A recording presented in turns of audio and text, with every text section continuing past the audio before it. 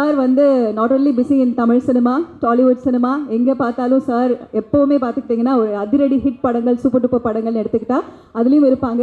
நம்ம மனதை நிகழ வைக்கக்கூடிய கதாபாத்திரமாகவும் அவரை பார்க்க முடியும். நம்ம எல்லாரையும் டெரிஃபைங் வில்லனாக அவர் என்றைக்குமே வந்து பார்த்திங்கன்னா நமக்கு நிறைய ஒரு விதமான பயத்தையும் கொடுக்கக்கூடியவராக பார்க்க முடியும். அப்படி நண்பனாகவும் நம்ம வீட்டு அப்பாவாகவும் எல்லா கேரக்டராகவும் அவரை பார்க்க முடியும்னா நிச்சயமாக அந்த கிரெடிட் அப்படியே தூக்கி சமுத்திரக்கனி சாருக்கு கொடுத்துடலாம். Let's welcome Samuthirakani sir on to the stage.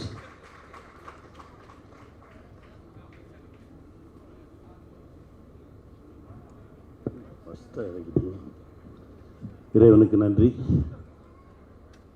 ரொம்ப ஒரு அற்புதமான ஒரு தருணம். இப்படி ஒரு படத்தை எடுத்து இந்த இடத்துக்கு கொண்டு வந்து நிறுத்துறது எவ்வளவு கடினமான ஒரு வேலைன்னு எனக்கு தெரியும். இங்கே இவ்வளவு பேர் கூடியிருக்கிறது மீராவுக்காக. நண்பா, காத்திருந்த காலமெல்லாம் ஒரு முடிவுக்கு வந்துருச்சுன்னு நினைக்கிறேன். இந்த படம் ஒரு மிகப்பெரிய வெற்றியை அவங்களுக்கு கொடுக்கும், இறைவன் ஆசீர்வாதத்தில். ஏன்னா மீராவோட முதல் படத்துலேருந்து பயணப்பட்டுக்கிட்டே இருக்கேன்.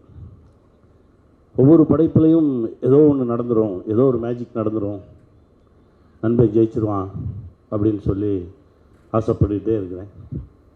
இந்த படத்தில் அந்த ஆசை நிறைவேறிடும் அப்படின்ற ஒரு நம்பிக்கை வந்திருக்கு. ரொம்ப மகிழ்ச்சி. இறைவனுக்கு நன்றி. ஒரு உணர்வு பூர்வமான ஒரு படைப்பை பார்த்த மாதிரி இருந்தது. ஏன்னா படம் நான் பார்க்கல, 2-3 முறை கூப்பிட்டாங்க, நான் இங்கே இல்லை. இந்த ட்ரெய்லர்ஸ் பார்த்ததில், அந்த சாங் பார்த்ததுலேயே ரொம்ப ஒரு ஆழமான ஒரு அன்பை போதிக்கக்கூடிய ஒரு படைப்பாக தெரியுது. மீரா கதிரவன் இயக்குனர், சாம் சிஎஸ் இசை, படத்தோட பேர் ஹபீபி. சந்தோஷமாக இருக்குது. ஒரு பெரிய தேசிய ஒருமைப்பாடு படைப்பிலே இருக்குது.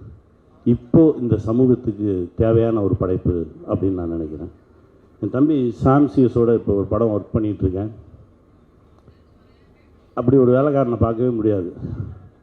உனக்கு என்ன வேணும் அப்படின்னு கேட்டு என் முன்னாடியே இசையமைத்த ஒரு இயக்குனர். தம்பி வாழ்க, இன்னும் நிறைய கதவுகள் உங்களுக்காக காத்துட்ருக்கு. வாழ்த்துக்கள். அப்புறம் எங்கள் ஐயா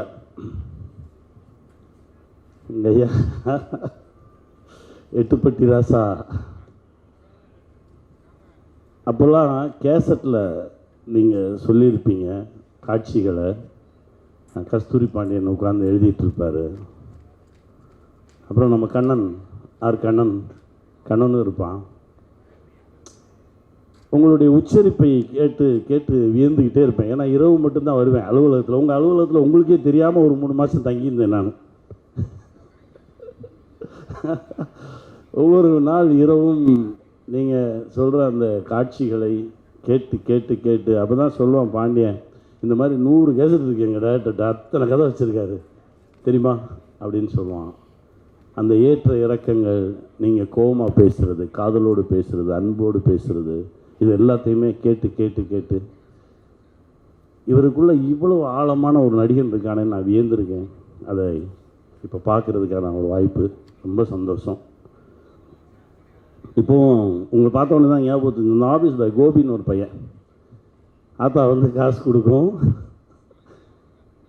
அவன் சாப்பாடு வாங்கிட்டு வருவான். சாப்பாடும் கொடுத்துட்டு ஒரு 10 ரூபா கையிலையும் கொடுப்பான். போனேன் இப்போது ட்ரை பண்ணு, இங்கேயே சுற்றி வராத, இங்கே நிறைய பேர் இருக்காங்க, உனக்கு இங்கெல்லாம் வேலை கிடைக்காது அப்படின்னு சொல்லி அனுப்பிச்சி விடுவான். அதெல்லாம் நினைவுக்கு வந்தது. காலம் ரொம்ப நிறைய விஷயங்கள் நமக்கு கற்றுக் கொடுக்குன்னு சொல்லுவாங்க. ரொம்ப பக்கத்துலேயே தான் இருந்திருக்கோம்.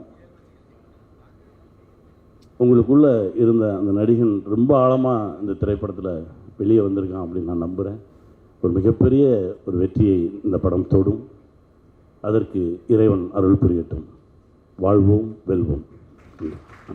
அடுத்து நான் கூப்பிடக்கூடிய டைரக்டரோட படத்தோட டைட்டில் எல்லாமே நமக்கு கேட்டாலே ஒரு மோட்டிவேஷன் ஆகிடும்.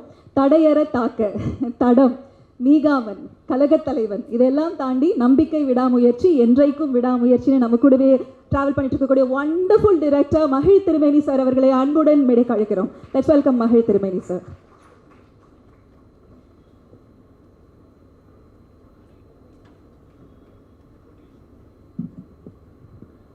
அனைவருக்கும் வணக்கம். ஒரு இசை வெளியீடு என்பது இசையமைப்பாளர் மற்றும் பாடலாசிரியருக்கான தினம். சாம் சிஎஸ் தன்னுடைய ஒவ்வொரு படத்திலும் தன்னை நிரூபித்துக் கொண்டே இருக்கிறார். யுகபாரதியின் பாடல்களை கவிதை போல் வாசிப்பதில் அலாலின் ஆட்டமுடையவன் நான். அவர்களுக்கு என்னுடைய பாராட்டுகளும் வாழ்த்துகளும். பொதுவாக ஒரு படம் ரிலீஸ் ஆனதற்கு அப்புறம் இன்ஃப்ளூயன்சஸ் அதை பற்றி பேசுவது, அலசுவது என்பதெல்லாம் வேறு. இதுபோல் ஒரு மேடையில் கூடி சக கலைஞர்களும் இயக்குநர்களும் எழுத்தாளர்களும் அந்த படத்தை கலந்தாய்வு செய்வதும் கலந்துரையாடுவதற்குமான வாய்ப்பு மிகவும் குறைவு. ஹபீபியை நான் ஏற்கனவே பார்த்துவிட்ட காரணத்தால் அதற்கான ஒரு வாய்ப்பாக இந்த மேடையை பயன்படுத்திக் கொள்ள வேண்டும் என்று ஆசைப்படுகிறேன்.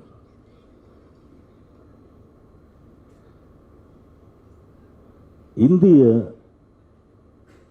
சினிமாவின் வணிக கட்டமைப்பில் தொடர்ந்து ஏற்பட்டு கொண்டே வருகின்ற மாறுதல்களின் காரணமாக இயக்குநர்களும் கலைஞர்களும் தயாரிப்பாளர்களும் ஃபார்முலாக்களையும் ட்ரெண்டுகளையும் தொடர்ந்து ஓடக்கூடிய ஒரு அழுத்தத்திற்கு ஆளாகி கொண்டே இருக்கிறார்கள். ஆனால் இன்னொரு விதமான சினிமா உண்டு. அது நம் வாழ்வியலுக்கு மிக அணுக்கமாக இருக்கக்கூடிய சினிமா.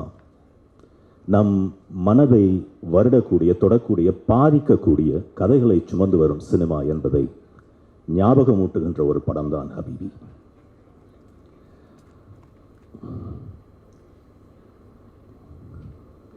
இந்த கதையை எழுதி இயக்கியிருப்பது என்னுடைய நண்பர் மீரா கதிரவன் என்பதில் தனிப்பட்ட முறையிலும் நான் பெருமைப்படுகிறேன். 80களில் வாழ்வாதாரம் தேடி நாடு விட்டு நாடு செல்லக்கூடிய கட்டாயத்திற்கு ஆளாகும் ஆண்கள், அவர்களை பிரிந்து பிரிவாற்றாமையில் தவிக்கும் குடும்பத்தினர் மற்றும் மனைவிமார்கள், இயந்திரமயமாக்கலின் காரணமாக வாழ்வாதாரத்தை இழந்து தவிக்கும் கைத்தறி நெசவாளர்கள், கூட்டு குடும்பங்களின் சிதைவு, இவை யாவையும் கட்டி கோர்க்கின்ற அழகான உயிரோட்டமுள்ள ஒரு இளம் பிராயத்து காதல் கதை. இதுதான் ஹபீபி. That doesn't mean this is a dull, dreary, slow-moving film. It's a very entertaining film. ஒரு நல்ல படைப்பின் அடிப்படை தகுதி அதை என்டர்டெயின் செய்ய வேண்டும் என்பது. ஹபீபி is a very entertaining film. ஒரு படத்திற்கு பல பரிமாணங்கள் உண்டு. ஒரு நல்ல படைப்பு என்பது அப்படிதான் இருக்க வேண்டும். அதை ஒற்றை பரிமாணமாக சுருக்குவது என்பது அந்த படைப்பிற்கு நியாயமானதல்ல. இது முஸ்லிம் கதாபாத்திரங்களை மையமாக கொண்ட படமா என்றாலாம். இது முஸ்லிம் கதாபாத்திரங்கள், முஸ்லிம் மக்கள் பெருவாரியாக வாழக்கூடிய ஒரு ஊரை சார்ந்த பின்புலமாக கொண்டிருக்கக்கூடிய படமா என்றால் ஆம். ஆனால் இது முஸ்லிம் அல்லாதாருக்கு அந்நியமான படமா என்றால் நிச்சயம் இல்லை. இன்னும் சொல்ல போனால் ஹபீபியில் தெளிவான ஒரு தமிழ் அடையாளம் இருக்கிறது. தமிழ் சமூகத்தை சேர்ந்த அத்தனை பேரையும் தொடக்கூடிய, அத்தனை பேரும் உணர்ந்து கொள்ளக்கூடிய, ரிலேட் செய்யக்கூடிய பொதுவான அனுபவங்களை பேசுகின்ற ஒரு படம். ஒரு தமிழனால் தமிழர்களுக்காக தமிழில் எடுக்கப்பட்ட ஒரு படம். இந்த லோக்கல் லைஸ் யூனிவர்சல் என்பதால் இது மொழி கடந்தும் மாநிலம் கடந்தும் ஜெயிக்கக்கூடிய ஒரு படமாக இருக்கிறது. ஒரு கிராஃப்ட், ஒரு எழுத்தாளனாக மீரா கதிரவனின் கிராஃப்டை நான் ரசித்த இடங்கள் ஏராளம் உண்டு இந்த படத்தில். ஒரு குறிப்பிட்ட காட்சியை பற்றி பேச வேண்டும் என்று ஆசைப்படுகிறேன். கூட்டு குடும்பத்தில் ஒரு பெரும் சண்டை. எல்லோரும் ஒருவரை ஒருவர் ஏசிக்கொண்டும் பேசிக்கொண்டும் இருக்கிறார்கள். அப்பொழுது உணவு கேட்டு ஒரு வறியவர் வாசல் வந்து குரல் கொடுக்கிறார். கஸ்தூரி ராஜா சார் மிக பிரமாதமாக நடித்திருக்கக்கூடிய ஒரு காட்சி அது. இந்த சண்டைக்கு நடுவில் அப்படி ஒரு இடைச்சல்கள் தேவையா என்றால் தேவை இல்லைதான். ஆனால் அந்த மனிதர் வந்து ஐயா உணவு வேண்டும் என்று கேட்கும் பொழுது சண்டையை நிறுத்திவிட்டு கஸ்தூரி ராஜா சார் அவர்கள் சொல்வார்கள், ஐயா இன்று உணவு கொடுக்கக்கூடிய நிலையில் நாங்கள் இல்லை, எங்களை மன்னித்துக் கொள்ளுங்கள் என்று சொல்வார். இன்றைக்கு அந்த ஊரில் அப்படிப்பட்ட ஒரு பழக்க வழக்கம் இருக்கிறதா இல்லையா என்பதெல்லாம் எனக்கு தெரியாது. ஆனால் ஒரு வாழ்வியலை, ஒரு பண்பாட்டை இந்த படம் ஆவணப்படுத்தி இருக்கிறது. ஒரு காலகட்டத்தின் ஆவணமாக ஒரு நல்ல படம் இருக்க வேண்டும். அதற்கான தகுதி இந்த படத்திற்கு உண்டு. இது மாதிரி நிறைய தருணங்கள் இந்த படத்தில் உண்டு. நவநாகரிகமான உடை அணியக்கூடிய ஒரு பெண்ணை பார்த்து சமய சார்பின் காரணமாகவோ அல்லது வேறு சில காரணங்களுக்காகவோ நாம் ஒரு முன்முடிவுக்கு வருகிறோம் என்று சொன்னால், நாம் ஒரு முன் தீர்மானத்திற்கு வருகிறோம் என்று சொன்னால், ஒரு ஜட்ஜ்மெண்ட் நிலைக்கு நாம் வருகிறோம் என்று சொன்னால், அது அந்த பெண்ணை பற்றிய ஒரு மதிப்பீடு அல்ல, நம்முடைய மனதில் பதிந்திருக்கக்கூடிய காழ்ப்புணர்ச்சிகளின் வெளிப்பாடு தான் அது. அதே மாதிரி தான் ஹிஜாப் அணிந்திருக்கக்கூடிய ஒரு பெண்ணை பார்த்து நாம் ஒரு முன்முடிவுக்கு வருவதும். இதில் ஒரு அழகான பெண் கதாபாத்திரத்தை உருவாக்கி இருக்கிறார் மீரா கதிரவன். ஹிஜாப் அணிந்த ஒரு பெண், முற்போக்கு பேசுகிறார், முற்போக்கு தலைவர்களை மேற்கோள் காட்டுகிறார். தன்னுடைய உட்பியோடு ஒரு ரெஸ்டாரண்ட்டுக்கு செல்கிறார். அந்த ஆண் மெனு கார்டை வாங்கி பார்த்துவிட்டு தனக்கு வேண்டியவற்றை ஆர்டர் செய்துவிட்டு கார்டை திருப்பி கொடுத்து விடுகிறான். இந்த பெண் அந்த கார்டை வாங்கி தனக்கு வேண்டிய உணவுகளை தெள்ளத் தெளிவாக அழுத்தம் திருத்தமாக சொல்லி ஆர்டர் செய்கிறார். இது மாதிரி சின்ன விஷயம் முதற்கொண்டு அடிப்படையான வாழ்வியல் விஷயங்கள் வரைக்கும் தன் சார்ந்த எல்லாவற்றிலும் தானே முடிவெடுக்கின்ற ஒரு அறிவுத்திறம் படைத்த ஒரு பெண்ணாக அந்த கதாபாத்திரத்தை உருவாக்கி இருக்கிறோம். I'm proud of you Meera. என்னவோ தெரியவில்லை, எனக்கு இயக்குனர் தாமிராவின் ஞாபகம் வந்து கொண்டே இருக்கிறது. என்னோடு நெருங்கி பழகியவர், என்னை ஒரு நடிகனாக ஆக்கி பார்த்துவிட வேண்டும் என்பதில் பெரிய நாட்டமுடையவர். தன் வாழ்நாள் எல்லாம் நல்ல கதைகளை தாங்குகின்ற சினிமாவை படைக்க வேண்டும் என்று ஆசைப்பட்டவர். மீரா கதிரவனும் அது போன்ற ஒரு படைப்பாளிதான். மீரா கதிரவன்களும் தாமிராக்களும் லெனின் பாரதிகளும் தொடர்ந்து படம் பண்ணக்கூடிய வாய்ப்பை ஏற்படுத்தி கொடுக்கின்ற வரைதான் தமிழ் சினிமா ஆரோக்கியமானதாக இருக்க முடியும். இந்த படத்தை ஆதரிக்க வேண்டியது தமிழர்கள் அனைவருடைய கடமையாகும். சமுத்திரகனி சார் கஸ்தூரி ராஜா சாரை பற்றி ஒரு வார்த்தை சொன்னார். நான் கஸ்தூரி ராஜா சாரின் உதவியாளன், அவரிடம் பாடம் பயின்றவன். நிறைய நினைவுகள் இருக்கின்றன அவரை பற்றி நான் பேசுவதற்கும் சிலாகிப்பதற்கும். ஒரே ஒரு விஷயத்தை மட்டும் சொல்லிக்கொண்டு விடைபெற ஆசைப்படுகிறேன். சமுத்திரகனி சார் சொன்னார், தொடர்ந்து கதைகள் எழுதி கொண்டே இருப்பார் என்று. அதை நான் நேரடியாக பார்த்தவன்.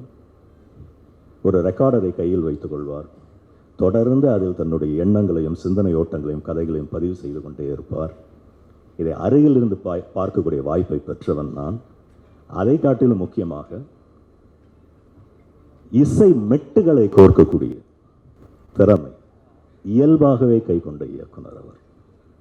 அவர் வாயால் அவர் பாடி அவர் முணுமுணுத்து இசையை பதிவு செய்கின்ற, அதை கேட்கின்ற அனுபவத்தை பெற்றவன் நான். நாம் இன்று வரைக்கும் பாராட்டுகின்ற, இன்று வரைக்கும் சிலாகிக்கின்ற பல ஹிட் பாடல்கள் அவருடைய இசையில் வந்தவை. ராகுலை பற்றி ஒரு வார்த்தை. பொதுவாக ஒரு படம் வெற்றி பெறுமா தோல்வி பெறுமா என்பதை, ராகுல் வந்திருக்கிறாரா இங்கே, வெற்றி பெறுமா தோல்வி பெறுமா என்பதை தெளிவாக துல்லியமாக தீர்மானிக்கக்கூடிய நபர்களில் அவர் ஒருவர். அவர் இந்த படத்தை வெளியிடுவதற்கு முன் வந்திருப்பது ஒரு மிகப்பெரிய பலம் என்று நான் கருதுகிறேன். மீரா கதிரவனும் தொழில்நுட்ப கலைஞர்களும் தயாரிப்பாளர்களும் நடிகர்களும் அத்தனை பேரும் மிகப்பெரிய வெற்றி பெற வேண்டும் என்று கூறி வாய்ப்பளித்தமைக்கு நன்றி. வணக்கம்.